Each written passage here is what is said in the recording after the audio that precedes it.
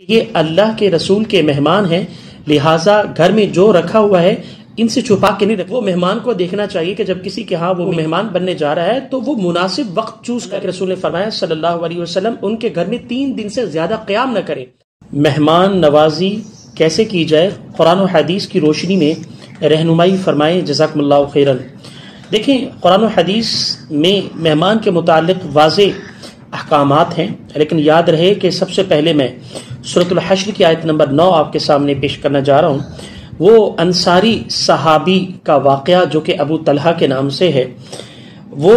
ہوا یہ کہ ایک شخص اللہ کے رسول کے پاس آیا صلی اللہ علیہ وسلم اور کہنے لگا، یا رسول اللہ صلی اللہ علیہ وسلم، میں فاقے سے ہوں، لہٰذا مجھے کھانے کی ضرورت ہے۔ اللہ کے رسول صلی اللہ علیہ وسلم نے ازواج مطہرات کو کہلایا کہ ان کی دعوت کی جائے، لہٰذا جب وہاں پر پتہ چلا کہ وہاں پر بھی کھانا نہیں ہے تو اللہ کے رسول علیہ الصلوۃ والسلام نے اپنے صحابہ سے مخاطب ہو کر فرمایا کہ کون اس کی دعوت کرے گا، جو دعوت اس کی کرے گا اللہ اس پر رحم فرمائے گا۔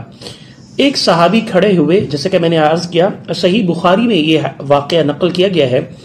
وہ کہنے لگے، یا رسول اللہ صلی اللہ علیہ وسلم، میں حاضر ہوں، میں دعوت کرنے کے لیے تیار ہوں۔ تو لہٰذا وہ صحابی یعنی ابو طلحہ رضی اللہ تعالی عنہ اپنے ساتھ اس مہمان کو لے گئے گھر پر، اپنی اہلیہ سے کہا کہ یہ اللہ کے رسول کے مہمان ہیں، لہٰذا گھر میں جو رکھا ہوا ہے ان سے چھپا کے نہیں رکھنا، لہٰذا ان کو ہم کھلا دیں گے۔ تو ان کی بیوی کہنے لگی، اللہ کی قسم، میرے پاس بچوں کے کھانے کے علاوہ اور کچھ نہیں ہے۔ لہٰذا صحابی نے فرمایا، کیا خوبصورت بات ہے، میں بات کرتے ہوئے جذباتی ہو رہا ہوں۔ انہوں نے کہا کہ دیکھیں، ہم بچوں کو بھوکا سلا دیں گے اور چراغ بھی بجھا دیں گے، یعنی روشنی بھی ختم کر دیں گے، لہٰذا ہم اللہ کے رسول کے مہمان کو کھانا جو بچوں کے لیے پڑا ہے وہ کھلا دیں گے۔ لہٰذا انہوں نے ایسا کیا، بچوں کو بھوکا سلا دیا اور جو بچوں کا کھانا پڑا ہوا تھا وہ اللہ کے رسول کے مہمان کو کھانا کھلا دیا،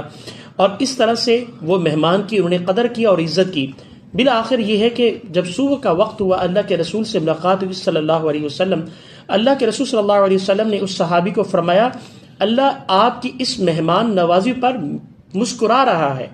اس ضمن میں سورۃ الحشر کی آیت نمبر 9 اللہ نے اتاری، جس کی مفسرین نے یہ وضاحت فرمائی ہے، جو کہ وضاحت صحیح بخاری میں ہے، جو میں نے آپ کے سامنے عرض کی ہے۔ سورۃ الحشر کی آیت نمبر 9 میں اللہ کریم فرماتے ہیں، وَيُؤْثِرُونَ عَلَىٰ أَنفُسِهِمْ وَلَوْ كَانَ بِهِمْ خَصَاصَةٌ، وہ دوسروں کو اپنے اوپر ترجیح دیتے ہیں جبکہ وہ حالت حاجت میں ہوتے ہیں، یعنی حالت تنگی میں ہوتے ہیں۔ وَمَن يُوقَ شُحَّ نَفْسِهِ، جو اپنے جی کی لالچ سے بچا لیا گیا، فَأُولَٰئِكَ هُمُ الْمُفْلِحُونَ، فرمایا وہی ہے جو کامیابی ہے۔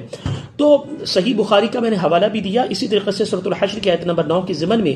آپ کو وہ آیت بھی سنائی اور اس کا ترجمہ بھی پیش کیا۔ اب اسی ضمن میں آپ کے سامنے میں چند پوائنٹس رکھ دیتا ہوں۔ سب سے پہلا جو پوائنٹ ہے، وہ مہمان کو دیکھنا چاہیے کہ جب کسی کے ہاں وہ مہمان بننے جا رہا ہے تو وہ مناسب وقت چوز کرے، یعنی جو میزبان ہے ان کو اس وقت میں مشکل نہ ہو، سہولت ہو۔ اسی طرح سے نمبر 2 پہ رہائش یا کھانے کی فرمائش نہ کرے، یعنی یہ نہ کہے کہ مجھے یہ اس طرح کی رہائش چاہیے، اس طرح کا جو ہے روم چاہیے اور پھر اس طرح کا کھانا چاہیے، اس سے منع کیا گیا۔ نمبر 3 پر فرمایا گیا کہ جب کھانا کھا لیا جائے تو اس کے بعد اس میں عیب نہ نکالا جائے، بلکہ کہا جائے ماشاءاللہ بہت اچھا کھانا ہے۔ اسی طرح سے نمبر 4 سب کا شکریہ ادا کرے اور ان کے اہل و عیال کا بھی شکریہ ادا کرے، بلکہ حدیث میں آتا ہے کہ ان کو یہ دعا دے، اللہم اطعم من اطعمنی واسقی من سقانی، اے اللہ انہوں نے مجھے کھلایا آپ بھی ان کو کھلائیں، انہوں نے مجھے پلایا آپ بھی ان کو پلائیں۔ اسی طریقے سے نمبر 5، یہ بڑی اہم بات ہے جو کہ آپ کے سامنے میں پیش کرنے جا رہا ہوں، جو مہمان کو خود سمجھ ہونی چاہیے، جس کے پاس رہنے جا رہا ہے وہ 3 دن سے زیادہ قیام نہ کرے، کیونکہ حدیث میں آتا ہے اللہ کے رسول صلی اللہ علیہ وسلم نے فرمایا جو مہمان بننا جا رہا ہے اس کے لیے ضروری ہے کہ وہ میزبان کو تنگ نہ کرے۔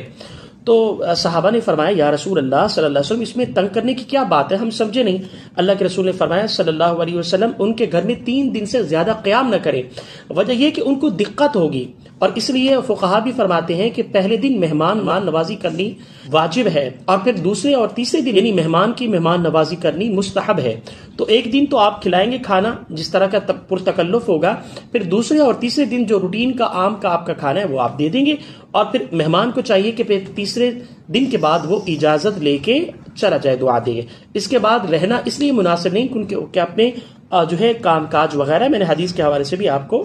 یہ بات عرض کر دی ہے۔ تو یہ ہے وہ پوائنٹس جو آپ کے سامنے میں نے پیش کی ہے۔ اللہ سبحانہ و تعالی ہم سب کو ایک تو میزبانی ادا کرنے کی توفیق عطا فرمائے، اور دوسری بات یہ کہ ہم نے بھی کسی کے گھر مہمان بننا ہے تو یہ جو مہمان